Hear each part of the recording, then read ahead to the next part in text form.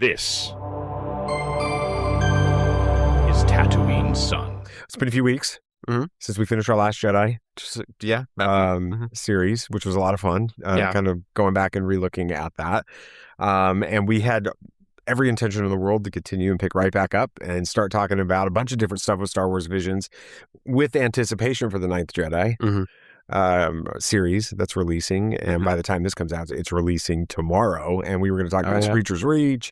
We were going to talk about, we were going to do a whole episode on Volume 1 of the Ninth Jedi, Volume 2 of the Ninth Jedi, do an episode on the trailer and talk it through.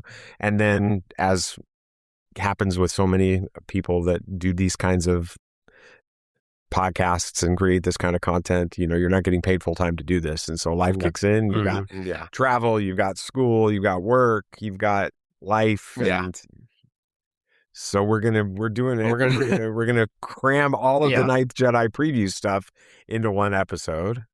And that's what this one is. And then hopefully the next time we record, we'll talk about what happened with the Ninth Jedi season. I don't know. Is it Volume 3? I think they just say it's a limited series. I think it's just called the Ninth Jedi. Yeah. So, but it's definitely picking up.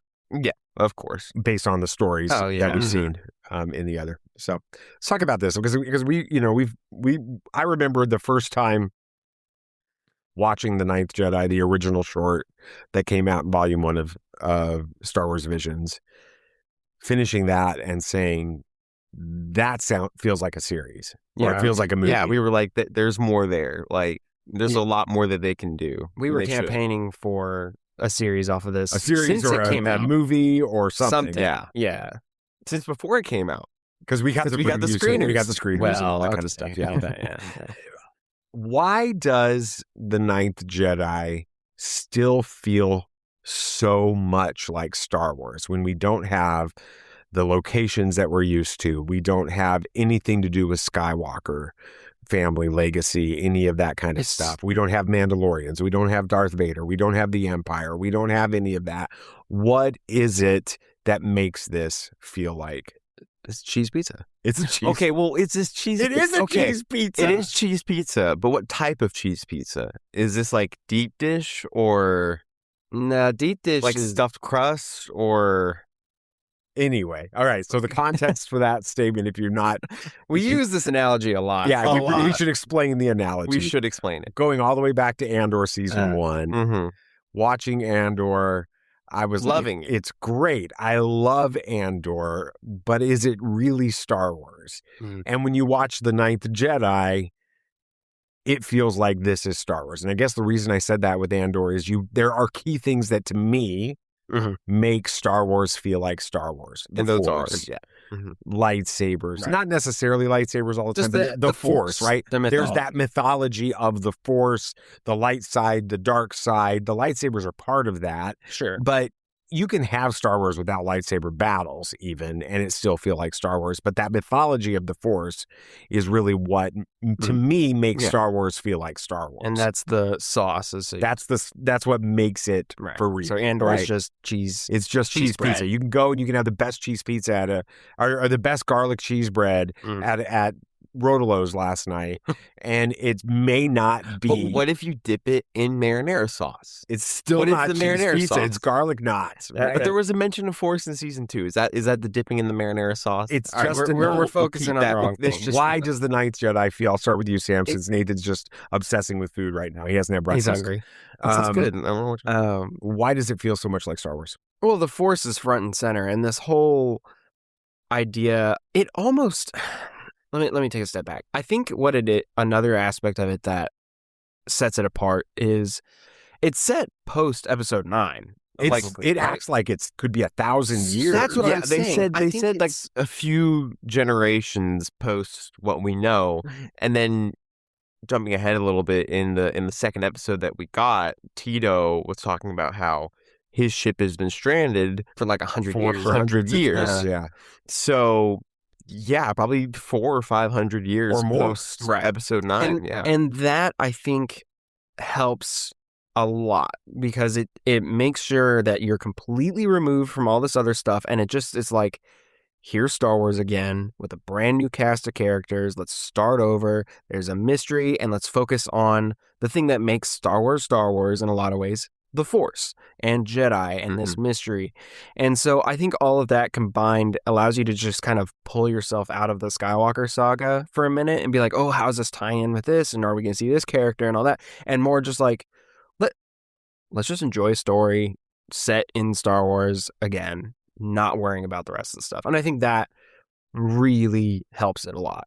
You agree, disagree? Yeah, I agree. I think it really lends itself well to just telling its own story. And you pretty much have all the same characters as you do in the Skywalker saga. You have the Margrave.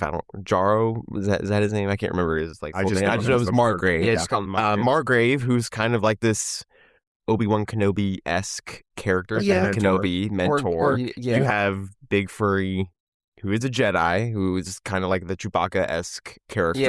Yeah. Really interesting. Love seeing his, we'll get into that with the first episode. Then you have the young, Ethan, spunky kid who's still learning his way, kind of like a Han Solo-esque, Leia-esque, just mashed together. I think he's more like Luke. No, I'd say Kara's like Luke, taken out of the feels like world. the hero's journey is Kara's journey. Yeah, no doubt about that. I would put Ethan in like a mix between Han and Leia, at least with the archetypes that they fulfill. And then you have 4 9s with an R2-D2 droid. So you have what you know is Star Wars. All is in this, at least in characters wise. You have a recognizable ship that we see a lot in episode 2. That's kind of like a mash between in some ways the Millennium Falcon and in little ways like the Enterprise. In some ways it's a very recognizable ship that you would be able to pull out, and that helps. Well, the thing with this series is they have very recognizable locations with the temple. We'll get into that and all that stuff, but it's just you have a lot of familiarity set in something that is not familiar, so it makes it easy to get into. It's uniquely and immediately identifiable as Star Wars, but not too much to the point where it's like, oh, this was from that, this was from that, this was from that. It's Star Wars, but it's starting. And then you have something coming up in the show that's just like, why are we doing this again? But I'm sure we'll get into that. Yeah. So. Oh yeah, okay. Yeah. But I guess to keep going, something that was really they harp on a lot in this, which can make a lot of the Legends fans really excited, is lightsaber colors having meaning. Oh yeah, a lot. Yeah, I mean, if we get into the first, let's get into the short of this. We're set, as we discussed a second ago. At potentially hundreds, if not 1,000+ years. Yeah, into the future, and it's not been established that this is still. I mean, the Vision stories were intentionally written to not be a part of canon. Right. But you very much can watch some of them. But you can watch this one and you could say they could canonize. Right. Yeah. They could make this something that's happening. Same with, and we didn't get to talk about it, same with Screecher's Reach. I feel like that could be a canon movie. Yeah, that's getting that. Well, the thing about those is it's all of them are just so self-connected or self-contained, and they don't relate to anything we've seen in the larger Star Wars story that you can just say, yeah, that happened because it doesn't affect anything that you know. Right. So we get in there, and the setting is you've got this temple that's in orbit, which is kind of cool, around this planet. The Jedi are extinct essentially. Right. At this point, but it made me as I watch both episodes, volume 1 and 2, it doesn't seem to me that the Jedi as an idea are extinct, or that there are people that don't claim to be Jedi. It's that the Order, is extinct, and that's what's being reestablished by the Margrave. Additionally, it feels like the knowledge and the technology to create the lightsaber. Yeah, they've lost the lightsaber. Yeah, which is an intrinsic part of being a Jedi, if you think about it. So the Margrave supposedly summons these 7 potential Jedi, right, to this temple to begin the process of rebuilding the Jedi Order, to receive a lightsaber, and because on that planet they have found a deposit of kyber crystals, and so Kara's father, I can't remember his name, the Sabersmith is what we're going to call him. I think they even call him. Yeah, they do. They call him times. Sabersmith. The Sabersmith is now crafting these sabers with it, and that's where the story gets started. When we get to the planet there, and we start seeing Kara wielding the lightsaber for the first time and learning about the technique that the Sabersmith is using.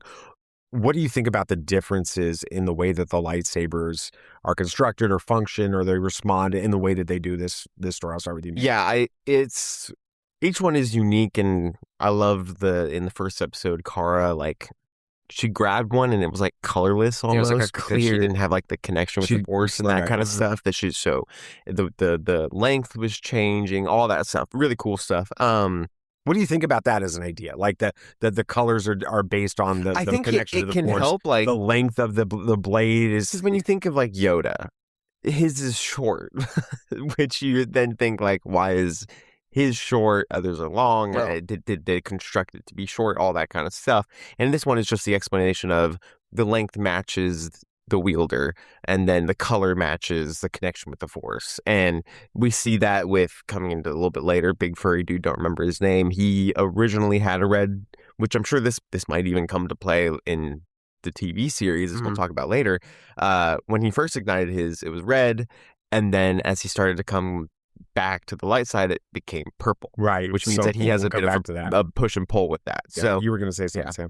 Well, as for the length thing, we've seen that in canon, like in Rebels when I was rewatching it, and yeah, you can, as you I can was adjust practicing, it. right? Yeah. But the color, I think this is a really clever way for them to nod to the Legends idea of the color means something, while also not having it break canon, so to speak, because it's not suddenly sabers in this story or in this telling of Star Wars match their user. It's the way that this specific Sabersmith makes them.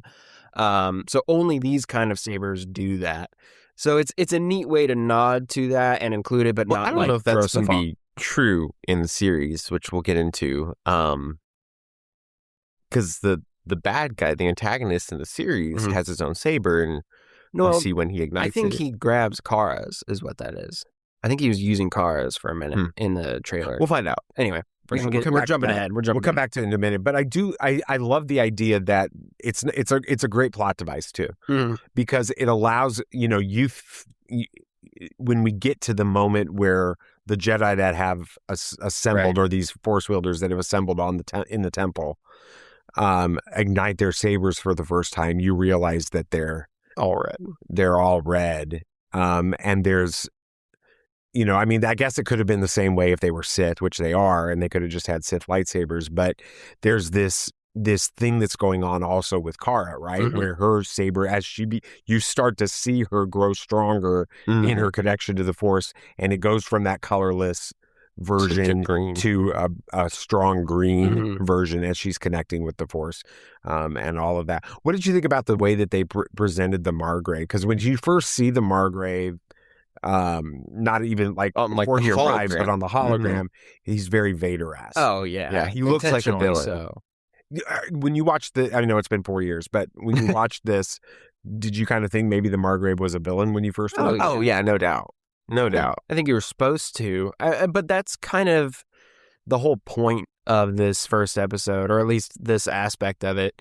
It's, you don't know, you can't judge a book by its cover kind of thing. Like we had all those Jedi who we thought were good, and then immediately their true character was revealed to be Sith. And then you had the Margrave, who obviously looks evil from like his design, but is actually the one putting it all together as like one of the better Jedis. So I think it's just a further example of that like idea that they're portraying there. Yeah. What about the way that Kara's father, the Sabersmith, is instructing her in her connection to the Force? Because she ignites the saber. It's fluctuating in length. It's colorless. Yeah. And when she asks her father about it, and he explains that he constructed these sabers in the specific way that we've described with this. she concludes that her connection to the Force is weak, and he starts to instruct his daughter in the Force. That to me feels very. We've talked about it on this show when we talked about it with The Last Jedi, and what happened with Rey being a nobody and anybody could wield the Force. He basically is like, everyone can access the Force, he says. What how you train and after you develop that connection to the Force is what matters with this. What do you think about them bringing that into this story? Yeah, I think it's a way to definitely quench like all those people that are like the whole Mary Sue thing, because anybody can have that connection with the Force. It just comes with practice. It comes with like how your connection is, and everybody has that ability. And then seeing her, like even we see when she's being chased by one of the bounty hunters, he's like, she's very strong. Yeah, with the he says Force. that. He can recognize it, but she can't. And then we find out, second episode, great callback, but when we find out in the second episode that her doubt was blocking her from being able to fully access her true power in the Force. And so it's like her self-doubt has been reverted. So her saying, I'm too weak in the Force, I can't have that connection. Well, you're right. You can't, because it's you're Yoda. stopping It's yourself. right, do or do not. There is no try, right? And so the minute she finally lets herself fully commit herself to the Force, her saber gets a color, she's able to do crazy stuff. So we see that, and it's a great way to portray that still applies to the second episode and will continue to apply in the show, I'm sure. What are your thoughts on the way that the father talks about the Force to Kara in this, the things that we talked about? Anyone can access the Force. Yeah, I think that's sort of an idea that's been, as we've discussed,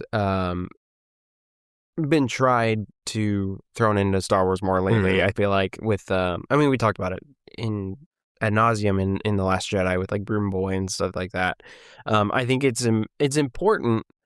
It's an important message, I guess, to portray just to viewers, to be like, it makes it easier for you to see yourself in the story and to like put yourself into the story, and knowing that anyone can do it regardless of if they're from or not from some famous bloodline or something like that. I think it's I'm glad that they're continuing to talk about that. It's going back to the Margrave too with this. There's actually a theme that finds itself over and over and over again in this first episode specifically, if I recall it. I'm not sure if I've noticed it as much in the second episode. We'll talk about that one in a minute. But in this first episode, it's this idea of hidden identities, right? And these assumptions, right? Because we talked about it, the Margrave looks like he's almost Vader-esque. With this, and you kind of get this, you immediately make an assumption with this. We've got the Jedi that we're assuming they're Jedi, and then we find out that they're Sith with it. But even the way that the Margrave is revealed throughout this episode, I think is really interesting. I don't know if you guys picked up on this, but we see who the Margrave is in that hologram,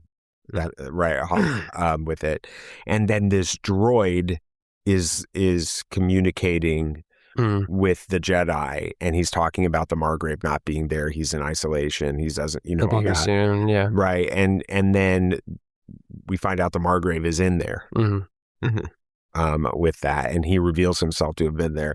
And then later in the episode, the Margrave's mask gets destroyed, and we see this old man with it.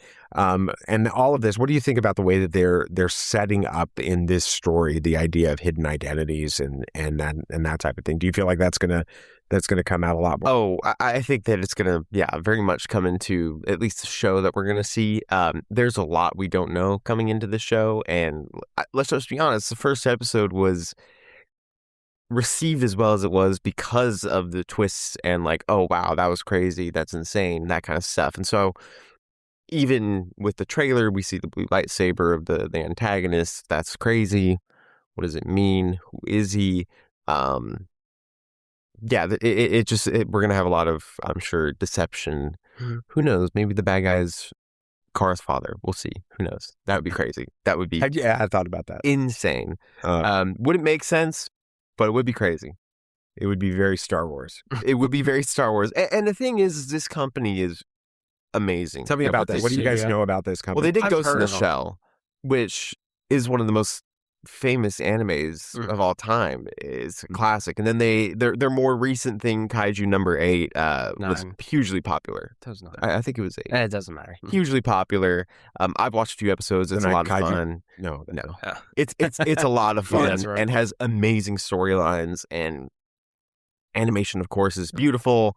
The action's amazing. So they're a very talented company, and they know how to do complex stories and deception, hidden identities. Of something that was very popular in their first big thing of Ghost in the Shell. So tell me about that. I'm not sure about Ghost in the Shell. Well, Ghost in the Shell is like a cyberpunk kind of era. It's set in the future. There's a girl who is like a robot.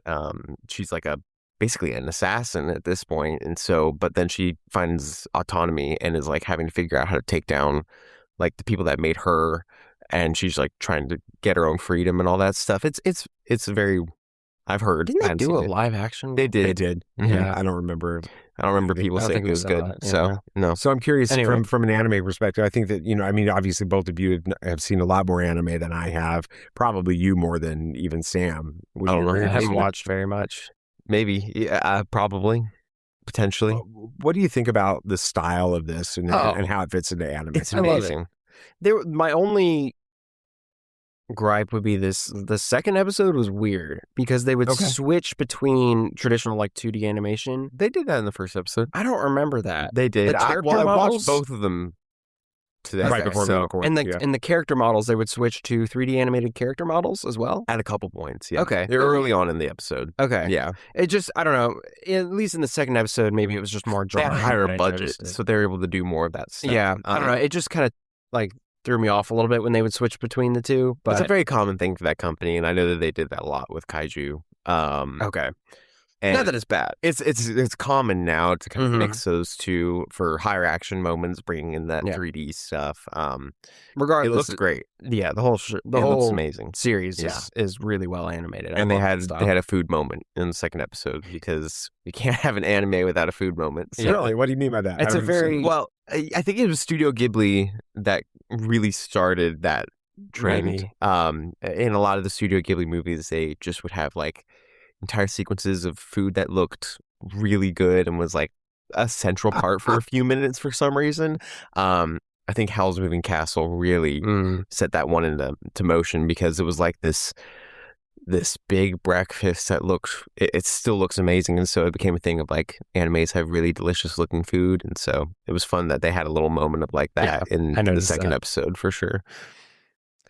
Full disclosure, we did not really watch season 3 of Star Wars. Not all of when it. It first came out because of life and the way. I still haven't gotten to much of it. Yeah, but in anticipation for the Ninth Jedi series, we've obviously watched that short with it.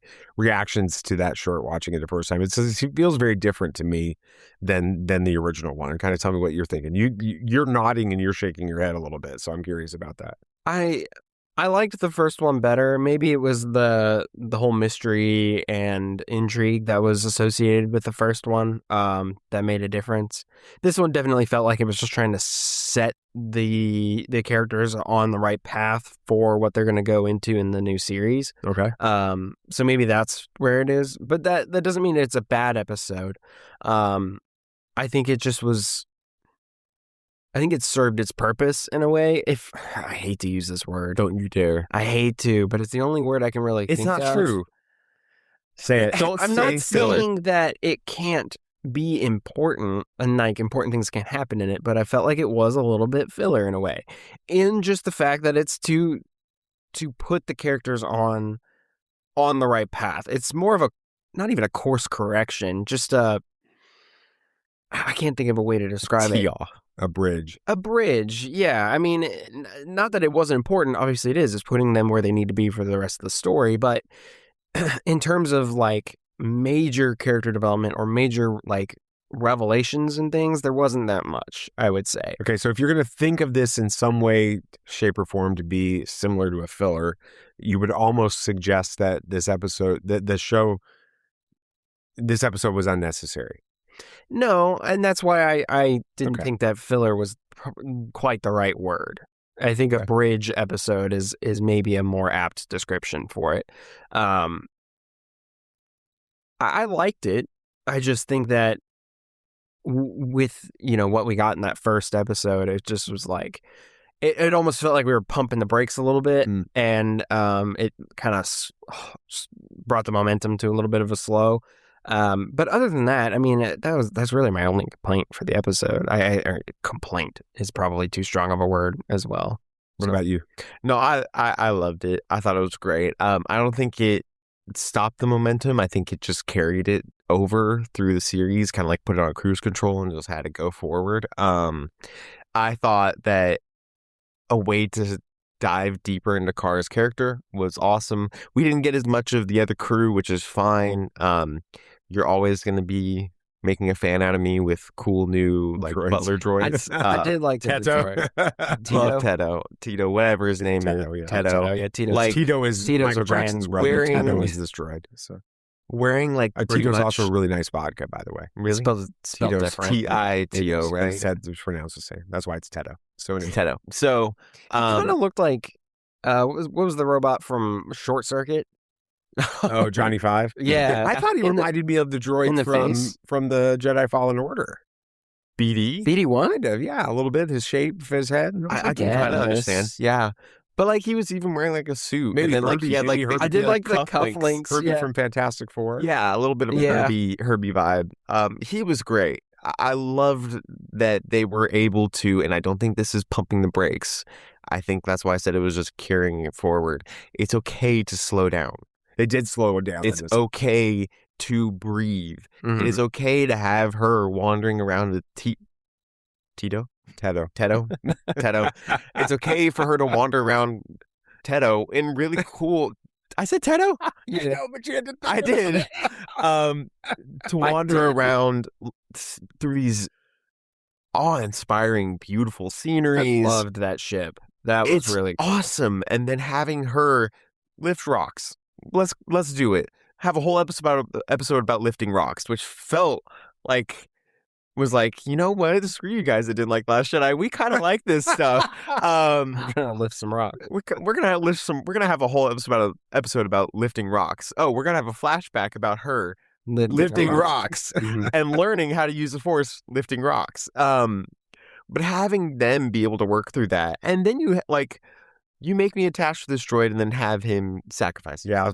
What did you think about the sacrifice? I was sad because I was hoping that we would have another I was hoping Like he would be the he was gonna 3PO to the accompany her. R2. or He more even of had the the little- R2 to the Anakin or the R2. Yeah, I was Yeah. I was hoping to have a little bit of that. The chopper to the But Ezra. an amazing That's what 4.9 is for. So an amazing way to set her on that path and have.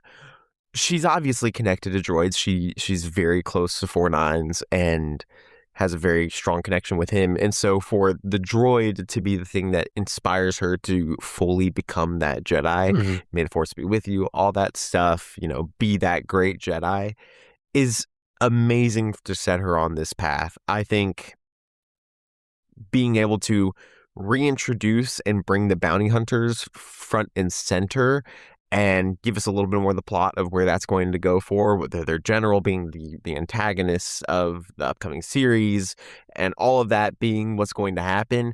It is set up, but it's setting the pieces ready for the game to be played. And the first episode was bringing out the board. This was setting the pieces down, and now we're ready for the series.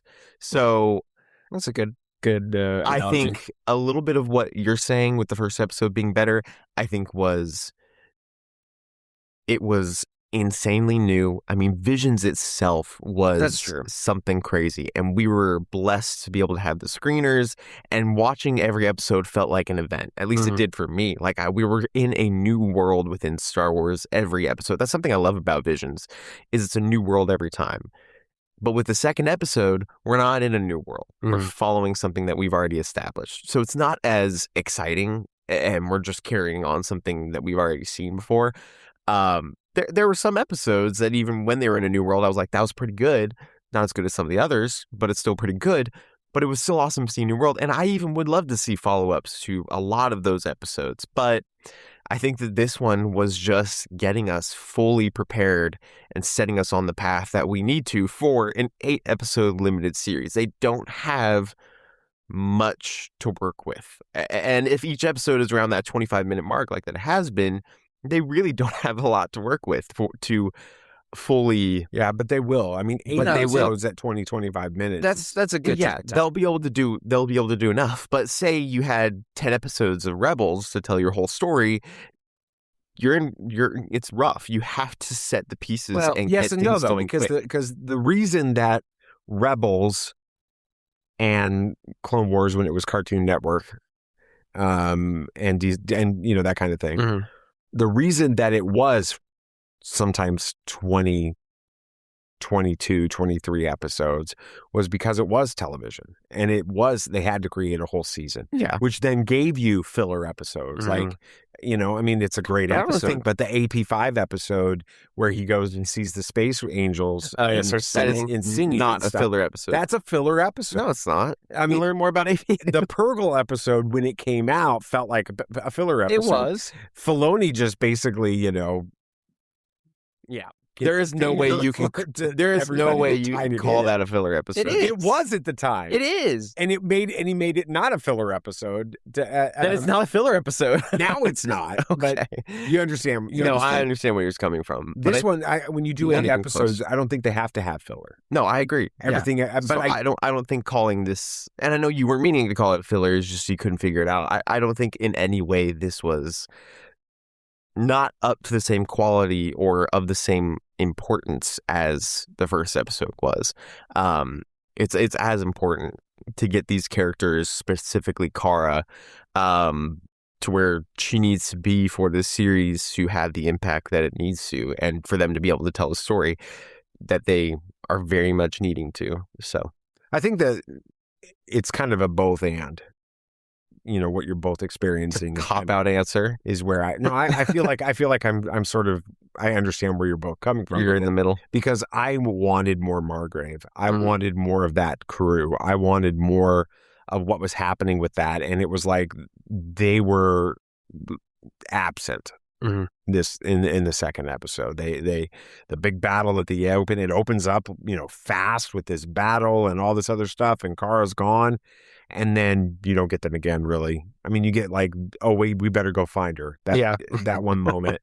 And then you don't see her again until the end. I do love, though, the character development of Cara, and how they developed her, how they helped us see, I think that when I think back on the second episode, what I take away from the purpose behind the second episode is there's this legend of the Jedi that's still present, right? Mm-hmm. That's what Tedo keeps talking about. That my master kept saying the Jedi are going to come back. They're going to come. They're going to save us. And Cara struggling with, I'm not a Jedi, right? And so that's what we're getting through that whole episode. And they're establishing that piece of it, but I did want to see more of it, and so that's why when we watched the trailer for the series that's coming out tomorrow, when this releases, when this series comes out, it felt like, oh wow, we're getting all of that with this. What's your reaction to the trailer? I'll start with you, Sam. Yeah, I think it looks incredible. I think it's going to have all and more of what brought us in, like drew us into the story to begin with. I mean, it's going to have all the cool action moments that we want to, but it is going to have it looks like it's going to have some complex discussions about the Force specifically. And I think that is what really is the strength of this story. And so that's what I'm looking forward to the most, I'd say. What about you, Nate? What were your thoughts? Yeah, I think it looks amazing. I think we're going to get a lot more of what we like. And in a way, I'm wondering if we're going to have we have 8 episodes to work with. We're missing 5 of the 9 Jedi. We have, because those 4 Jedi were then replaced by the Sith in the first episode, right? And Margrave calls Cara the Ninth Jedi, but we're still missing. Well, he five says of them. he says in the first episode That he's going to go find them. That there's So I'm still wondering if we're going to take like 5 episodes of this limited series for them to find these 5 Jedi, leading to big, three-part finale of her finding her father, fighting General whatever his name is, Nawam, whatever it is. Nawam, yeah. Leading to that big climax of him following them while they're finding the Jedi, and then 9 Jedi fighting this order. It could be amazing. If that's when they go, we're in for a treat. And that would be cool too, because it's been a while since we've had a story where there were just a bunch of Jedi like fighting together. I tried with the Acolyte, and I was going to say the Acolyte to find its footing. Yeah. It did struggle to find its footing, but the times when we saw a bunch of Jedi fighting, absolutely amazing. It truly, those were the best episodes. Yes. So if that's what we get in the series, we're in for a treat, and it's going to be great. And a part of me wants this stuff to be canon. I don't know if it would hurt, but then you have the people wondering, well, how did the Jedi Order fall again? And all of that stuff. Right. I think that they could make this canon, but they should never say it's canon. I agree. Does that make sense? I want them to, but they shouldn't ever do that. Like, they could use this from a storytelling perspective as they're treating this as what happened in story group discussions, and Dave Filoni in his laboratory, coming up with stories and ideas that this is the direction that they're going to go. But if you start saying that is the case, then you're struggling with that. You brought up something when you were talking about your reaction to the trailer. You said you think it's going to, from what you see, spark some interesting discussions regarding the Force. Why do you say that? What did you mean by that? Well, I mean, we've talked about it a few times up into this episode, and it is kind of the big moment in the trailer. But they're showing all these clips of Nawam or whatever, the villain, the story. Let's call him General. I'll call him Nawam. But he's the antagonist of the story. He's the one who put the hit out on the Jedi, the bounty. I think he's the guy who got Kara's father. So he's the villain. It's pretty clear he's the villain. And then when he takes one of the lightsabers, it looks like it could be a trailer cop out. It's just a regular saber that happens to be blue. But if it's one of Kara's father's sabers, or something like that, when he ignites it, it turns blue, and that's kind of the universally accepted sign that that's a good guy. And that's the way Kara reacts to it. Right. And so that's going to be is he a bad guy? Is it based on his conviction? Is he truly convinced he's doing the right thing? Is he actually a Jedi, using nothing but the light side, but doing it in a way that we would think is bad? And then you end the trailer with Kara seeing herself holding a red lightsaber, which could be just a dream sequence. Or it could be that these sabers are not built the same way that Kara's father built those lightsabers. Yeah. Or it's seeing or interpreting it a way that would be different than we've been led to believe, or it sees things differently. Yeah. Can we talk about the Death Star? I'd rather not. I know. Death Star. Which, okay. Well, 5th. Let's just go with the 5th Death Star, because honestly, in the first episode, we had a mini one with the temple being its own lightsaber. No, that was cool. That wasn't awesome. That was just a beacon. That was a beacon. That was just a light. It burned a man. Did it? Yes, it completely toasted a man. When you and land on a a kyber crystal that's being used to power a temple, that's going to happen. Yeah, it's not a world. It's not a planet destroyer. Okay, it's not a planet destroyer. It doesn't have to be. But it's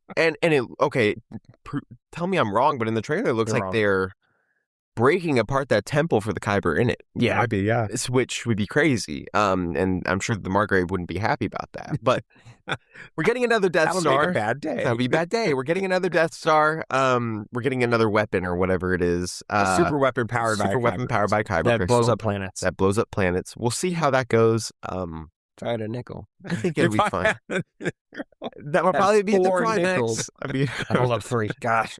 4. So, yeah, we'll see how that goes. It's an interesting choice to do it again. I don't have a huge problem with it. Is that them saying this is not part of that storyline, so we can do I think so. I think it's just a limitation of where they're at. Like, when you're on a galaxy-wide scale, the most threatening thing you can think of is something like blow up planets. Yeah. You know, in a localized story that takes place on one planet, something where like a really big bomb would be the equivalent, right? But when you're dealing on a planetary galactic scale, you kind of have got to find a way to destroy other planets and multiple at once. And I think there's a shot in the trailer where it looks like the beam, as it's flying even just past planets, is blowing them up. It's destroying parts of them, which is so really awesome. Yeah. I get it. I think it's just a result of the story that they're It's just we're getting setting it it in. in. It would be nice if we got something else at some point, but I don't know what that'd be. The General has an awesome costume. Again, looks kind of like a mix between Kylo and Vader in a way. I'm digging it. It's looking great. We never acknowledged, but the Margrave has an awesome lightsaber with the ring around it. It's so cool. And I hope we get some more cool stuff like that. But I think that, we're going to get a lot of fun things in the series. Death Star 4 is going to be an interesting one, but technically I guess it would be 5 if you count all the little Star Destroyers. And I don't count the Star Destroyers. No, I count this as 4. Okay, those are Star Destroyers. I'll tell you this, it might be one too many. Probably. Except it has a blue beam this time. We haven't seen that before. It has a blue beam. We've had green, which is pretty cool. And red. Also, let's acknowledge that the Force lightning in the first episode was just awesome. Yeah, like the red Force lightning. Lightning. Stopping it. The way that, that was awesome. I hope we see. I just want more stuff like that. Just I love the fact that they started this. That first episode had like real stakes. Mm-hmm. Yeah, somebody, Jedi are getting killed in it. I mean, it's like we're right there in that world. Mm-hmm. With that, do you think that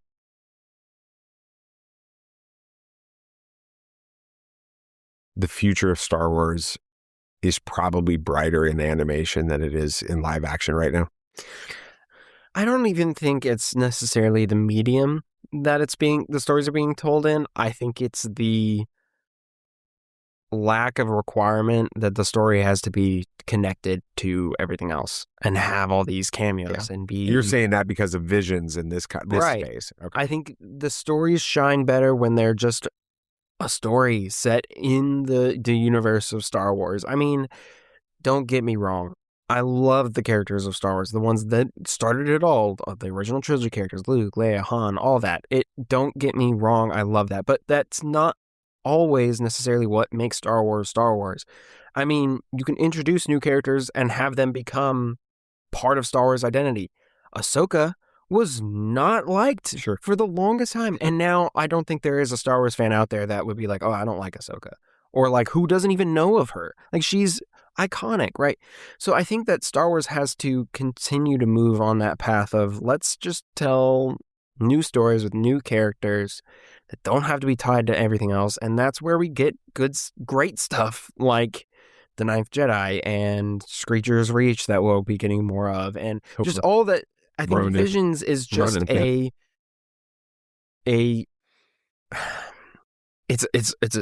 an example after an example after an example of that working. And I think Skeleton Crew as well worked because of that same reason. It was its own story, so connected. Unfortunately, that series wasn't as popular as it should have been. It really the marketing was terrible. It was horrible. But everyone I talked to who's seen it, if you watched it, you're like, oh, that was really fun. Right, because it's a great Star Wars story that's doing its own thing. I need more of that. I think that I can attribute it to the whole, like, we had the dark ages of DC when it came to movies and everything, but also we still do. Not really. Supergirl didn't perform well, but Superman was good. Lanterns looks good. Clayface is going to be good. We're going to be good. Batman 2 will be good whenever it comes out. Yeah. He's actually going to be the old Bruce Wayne by the time it comes out. It's actually a Batman Beyond movie. Within the dark ages of DC, we also had a golden age of the DC animated movie universe. Okay. Which was that's true. Amazing. Yeah, you got and had the best some animated the best animated superhero stuff ever. Yeah. With one of the greatest endings of a universe that we've had. And they were okay ending it. And DC right now, we're going to have a lot of more fun animated stuff coming up. They're able to tell these stories with the 3-part Nightfall series, which is going to be... Did you guys see the trailer? I haven't seen it. It looks so good. And I have so much to talk about that. It's going to be amazing. But do we need to start a Nightfall podcast? No.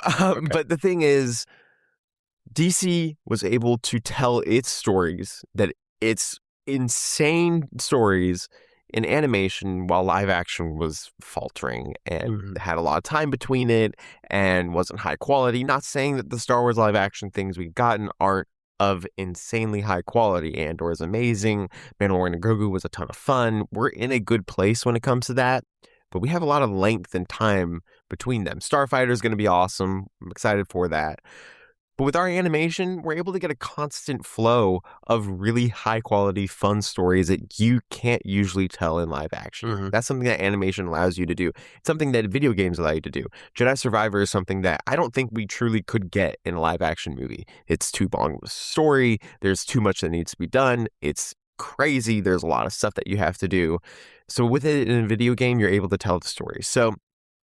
And that's why some people are saying like Indiana Jones belongs in the future of Indiana Jones is within animation and video games because of the new game, and I think that they have some stuff that they may be doing with animation here pretty soon. You need to finish that game so I can borrow it. Yeah.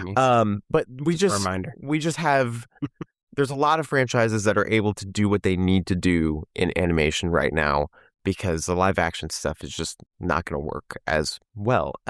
You look at Marvel, they haven't done anything animated outside of X-Men 97 right now. They haven't done any shows. I think they did What If. They did that Eyes of Wakanda show, which I do not remember watching too yet. But we're having Vision Quest come. That's live action. Live action. Yeah, I know. But I'm bringing that in October. That's in October. That's in October. So yeah, we haven't gotten a trailer for it. No, we have not. No, they'll release it at D20 probably. But what I'm saying is like with these shows, with animation specifically, we're able to tell crazy stories. Let's just be honest, they couldn't tell X-Men 97 in live action right now because of the X-Men 97 is a bizarre show. Yeah, there's so many insane things. Are you all It's caught just up? X-Men. But animation's lending itself well with Star Wars. But it's not. I agree with visuals. what you're both are saying, right? But I also say there's an element that's like with Shaw Matalord. Shaw Matalord. Shaw Matalord. Wow.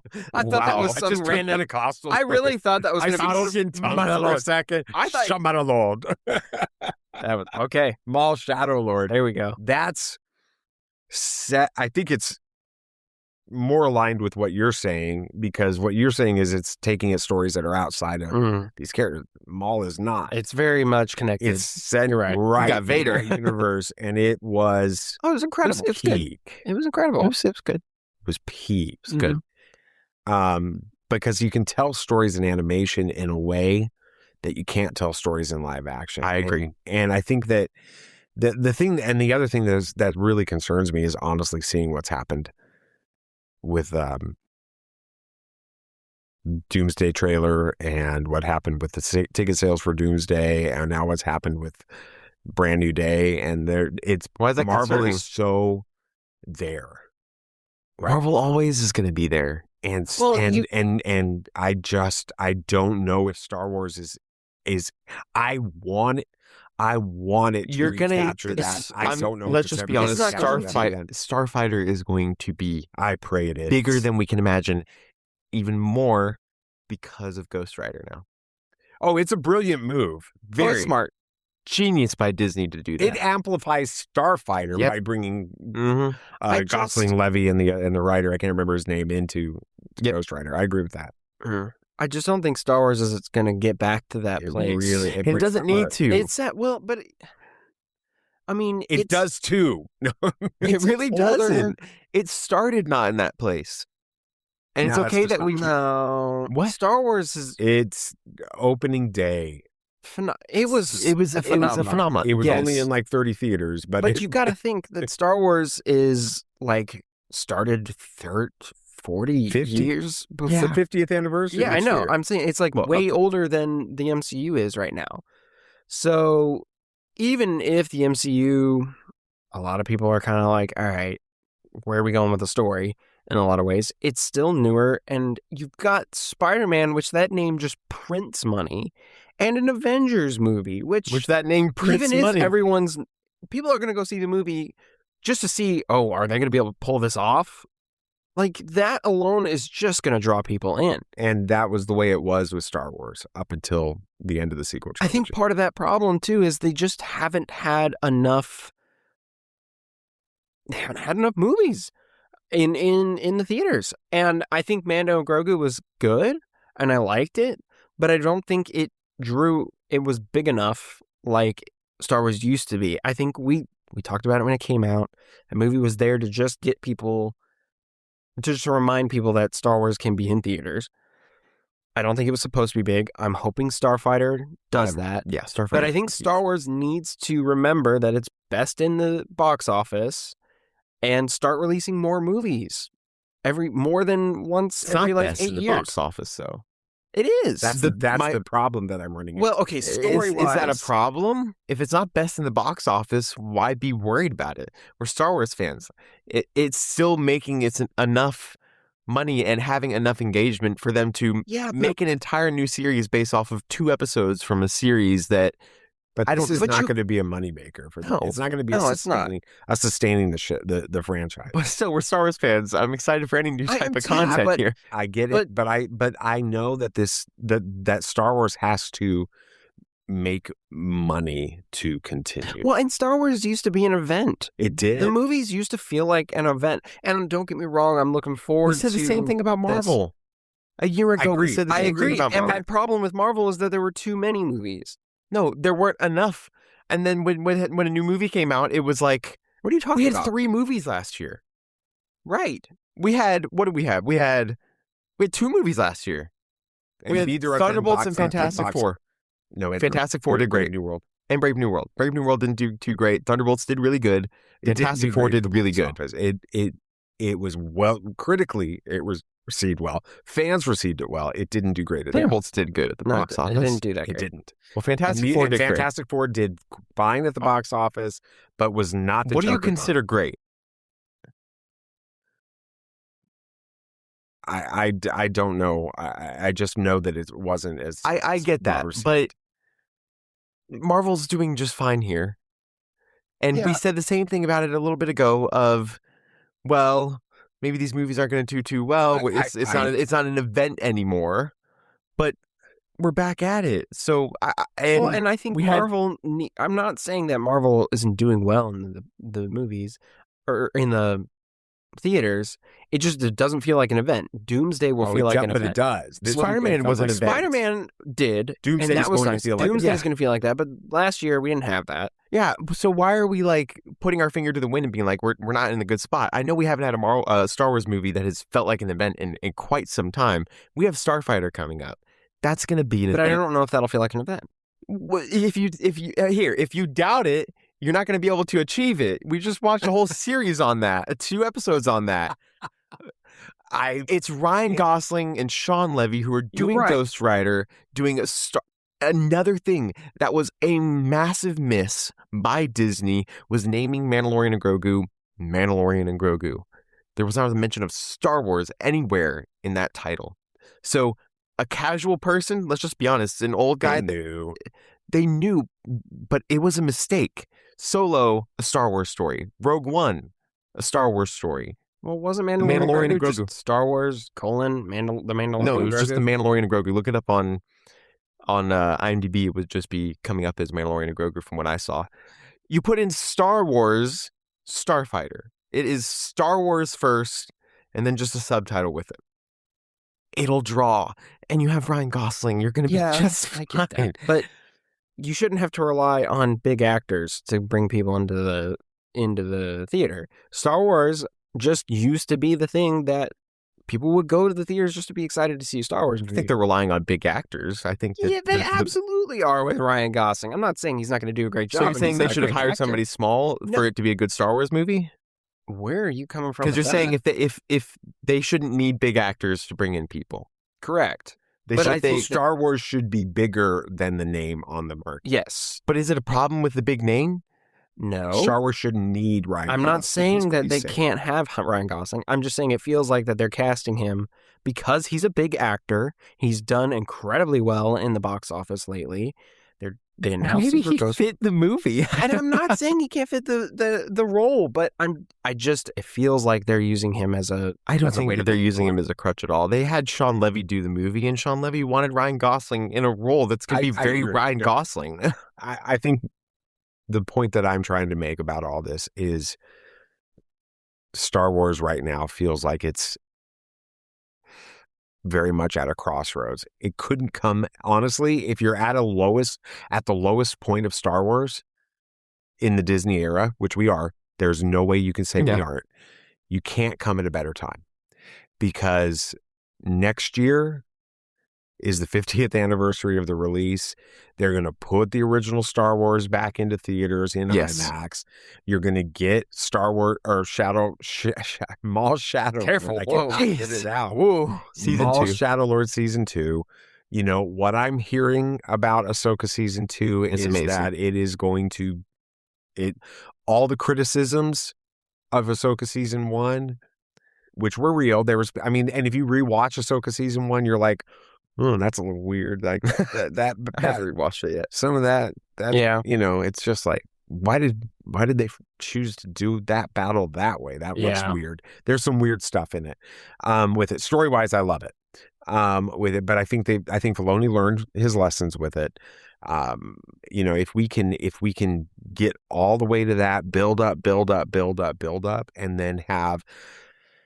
You're not going to get $1 billion brand new day type weekend with Starfighter, but if you can get a $500 million opening weekend with Starfighter, Brand New Day is unprecedented. Oh, it is. So yeah, I agree. But if we can get a $500,000 opening weekend worldwide for Starfighter, I'll be like, okay, we've got something to build off here. If it comes in at Mando and Grogu type numbers again, You're watching the end of the Star Wars cinematic universe. I don't think that could happen. We're going to have celebration building up, like you said, the 50th anniversary. I hope so. Of Star Wars: A New Hope in theaters and IMAX, which that is going to be eventized. There's no doubt about it. That is going to be an event, and IMAX has never been bigger than it is now. That's true. Everybody's fighting for IMAX screens. Doomsday was fighting, and then was like, yeah, well, let's just make our own for it. We can't get IMAX screens. We'll see.